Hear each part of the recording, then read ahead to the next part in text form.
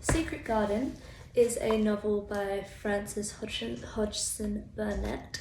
It was originally published in 1911 in America. She was a born in England, moved to America, a British-born writer who maintained two houses, one in each of the countries that she was born and lived in. The Secret Garden is a classic novel. The story follows the life of a young girl called Mary Lennox, who was born and raised in India until the age of 5 when both of her parents passed away from cholera, and she was taken to live with her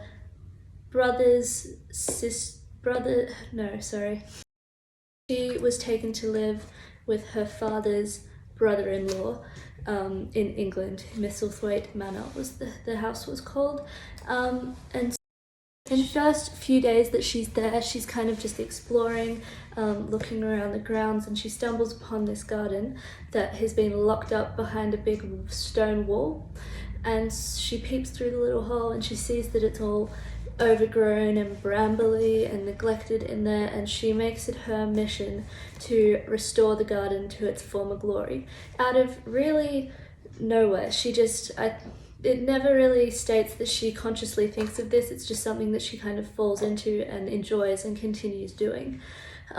She meets her cousin, Colin, who has been bedridden since the day he was born with some mysterious illness.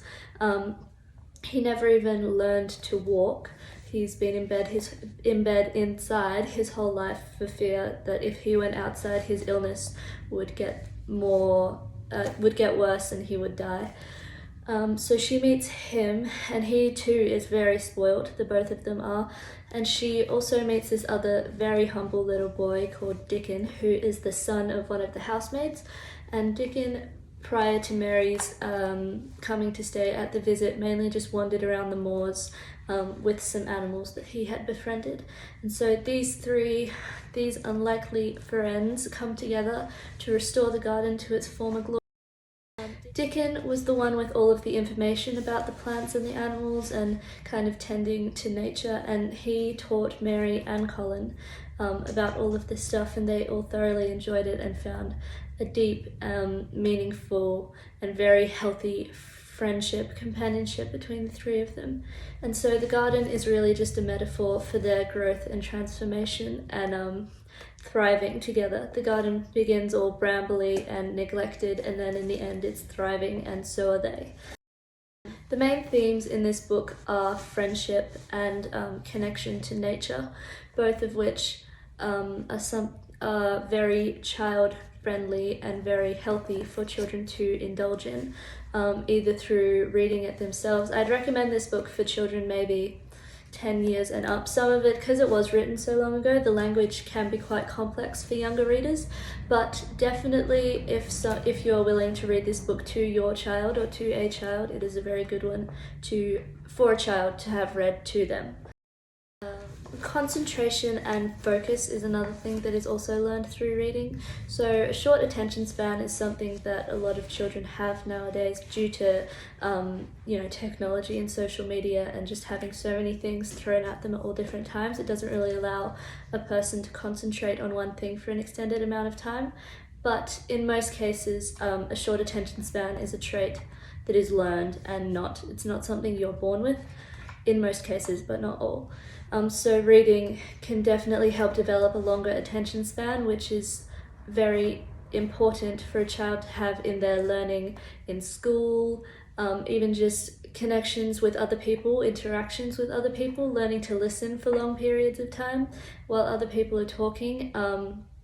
That is a very important skill for a person to have, and that is something that is learned as a child, taught as a child, and can be brought into other aspects of life further on, but that is something that reading can promote and can not enforce but encourage. There are many reasons why reading is so important for children, one of them being language and vocabulary.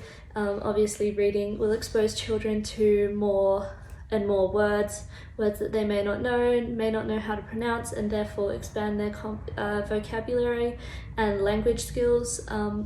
It also improves the their ability to express themselves, which is something that is very important for a child to learn how to do. Because I think otherwise all of this is just getting pent up, and that is extremely unhealthy, especially for children. And if that is led on into adult life, it can be very detrimental to mental health and kind of moving forward in life and feeling good about oneself. Cognitive development is also a very large factor that plays in this book. Stories engage a child's imagination and critical thinking skills, and they learn to make connections between characters, events, and the plot, which promotes cognitive development and problem-solving abilities.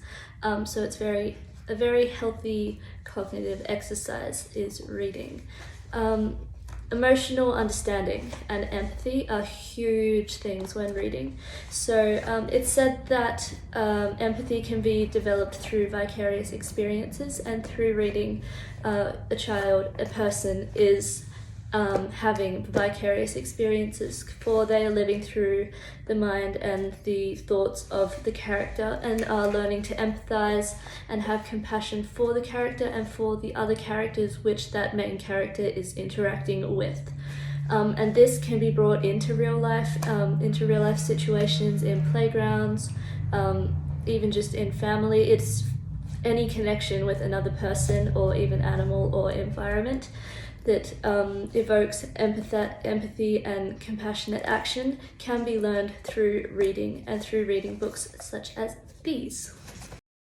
Reading is also a bonding experience. So say, a child reads this book, one of their friends reads this book, and now they have something to talk about and something in common. It is also, this book, if you are a parent reading this to your child, it is also a bonding experience.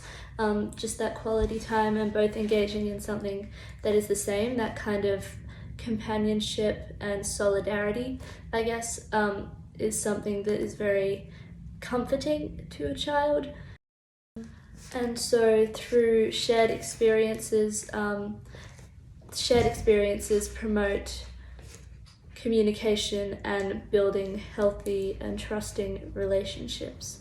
Reading is also a very good method of stress reduction, because again, stress can also be formed from a short attention span and just a lot of